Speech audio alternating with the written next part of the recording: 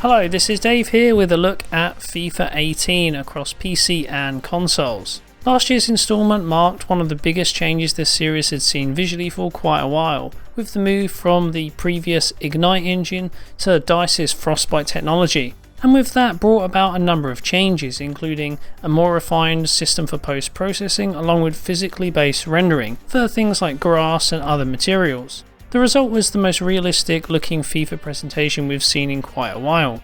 But that was 2017. What about this year? Well, as to be expected, with the engine already set, there isn't any massive technological leap forwards. It's more of a case of a refinement along with artistic changes over FIFA 17, and that's kind of the usual story behind these FIFA games. We normally get one groundbreaking year and then a couple of iterative installments before the series gets another big overhaul. That's not to say there aren't changes though. There are several tweaks on show with regards to the lighting effects, use of post-processing, and then there's things such as the camera angles and general cinematic design. This is most noticeable during nighttime matches, where floodlights are fully dialed up in FIFA 17, showcasing the volumetric lighting on show, whereas in this year's installment these have been dialed back, creating a more subdued look to the pitch. Notice that colour saturation is increased on the grass, but the vibrancy or impact of the lighting is somewhat mellower than it was before. The change in lighting in these situations does result in variances in how various surfaces react, from the player's clothing and skin to things such as the grass and stadia and spectators themselves. FIFA 17 tends to look a bit more flashy and impactful in these particular areas. And elements such as shadows and lighting is also switched about during certain times of day as well. Outside of that though, the changes are pretty iterative. Generally the character models appear pretty much the same as last year, with just some slight tweaks to represent changes in terms of hairstyles and indeed the updated kits that each team features. But there doesn't appear to be any dramatic overhaul in overall character rendering. Of course, it's difficult to get an exact detailed look considering that camera angles and position are slightly different in this latest update, along with the positioning of the players on the pitch, with only one being in the circle during kickoff. So it's more aesthetic tweaks than anything else. And in terms of the way the game holds up on consoles and PC, it's a kind of similar story here as well.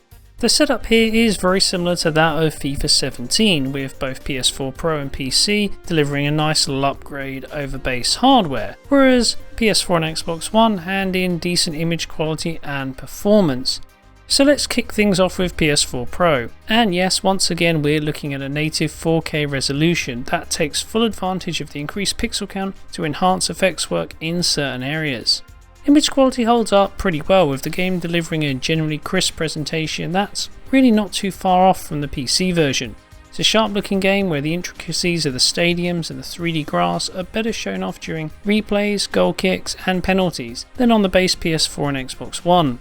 Boosting resolution here also helps to improve texture filtering, with more samples used for transitions between mipmaps, thus giving surfaces like the ground outside of the pitch slightly more clarity when viewed from oblique angles.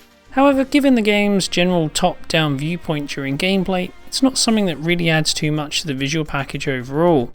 Our only real complaint with image quality is the somewhat lacking anti-aliasing solution in play, which looks to be dialed back a notch over base PS4 and Xbox One, with less coverage across the scene, and leads to some shimmering across fine details, along with creating some stair steps across the stadiums.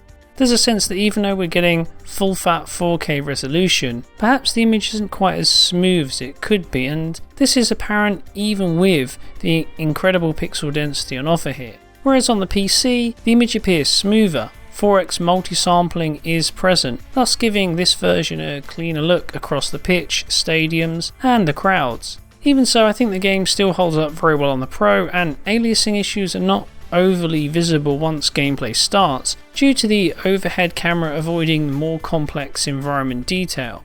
Aside from that though, the PS4 Pro matches up to the PC game running on the Ultra preset nicely, with all the key elements like texture resolution, shadow quality and post-processing looking identical. Areas where both Pro and PC exceed that of the standard PS4 and Xbox One consoles. Of course, there are improvements over base hardware beyond resolution. Like with FIFA 17, several effects are enhanced on Pro to take advantage of the increased pixel count. Texture quality is the most notable upgrade here, with higher resolution assets allowing for grass details to appear more distinctive during gameplay, where the camera is often positioned quite far away from the action.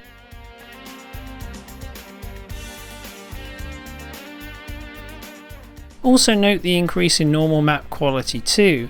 Pores and other blemishes across players' skin are better defined on the Pro, and likewise logos, indentations and other details on clothing and the ball all benefit from the improvement in this area as well. It's a nice step up, and I think it works well with the extra sharpness that native 4K provides. Curiously though, shadow quality remains identical across all platforms. Some shadows appear pretty low in resolution and more in line with a last gen title, while others appear quite smooth and rather refined, such as the player shadows on the pitch for example. Talking about the pitch itself, draw distance on grass is increased slightly as well on PC and PS4 Pro during the replays and other sequences outside of gameplay.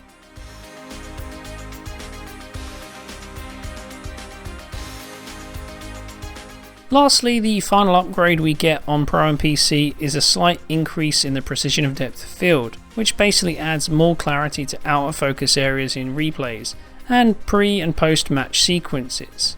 On the whole then, when you combine all of these upgrades together, you get a nice boost when playing on Pro and PC over base hardware. It really delivers the goods for those owning a 4K screen, and even owners with a standard 1080p screen also benefit from those high quality effects and assets.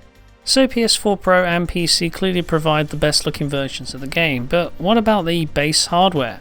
Well, base PS4 and Xbox One actually provide a great experience throughout for those with 1080p screens.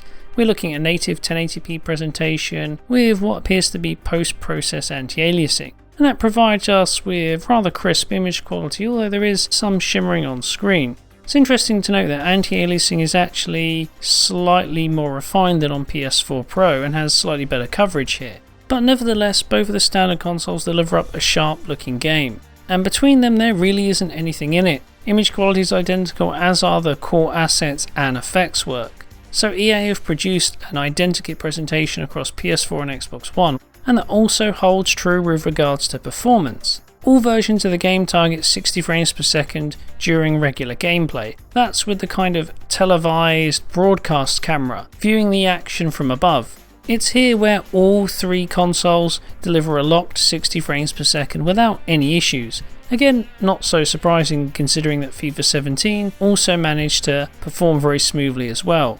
On the other hand, things like goal kicks, replays, penalty shootouts all operate at 30 frames per second, so there is a kind of shift when going from regular gameplay to these moments, but in all honesty it's not too bad.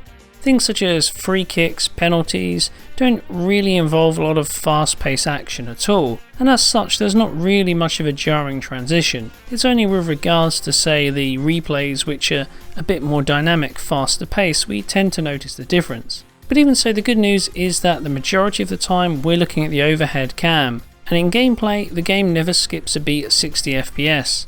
So overall FIFA 18 is a solid release across all platforms. Yeah, pretty much to be expected.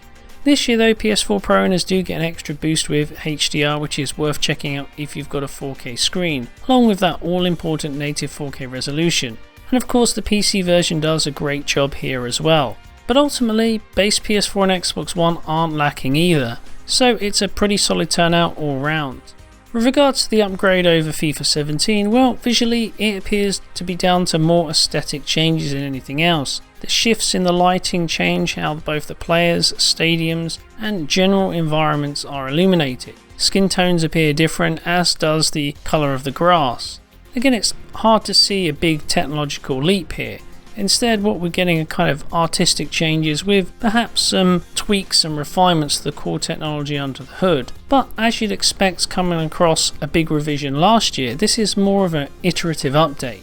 Anyway, with that said, I'll leave it there. If you'd like to see a high quality version of this video that really shows the benefits of 4K 60 frames per second, then check out digitalfoundry.net, our Patreon page, and support us there. Also be sure to like and subscribe as well if you like the content that we produce. Anyway guys, thanks for watching, and I'll see you next time.